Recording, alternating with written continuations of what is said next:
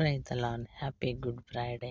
సిలువలో పలికిన మొదటి మాట, యేసు తండ్రి వీరేమి చేయుచున్నారో వీరెరుగరు గనుక వీరిని క్షమించమని చెప్పెను. లూకా సువార్త 23వ అధ్యాయం 34వ వచనం.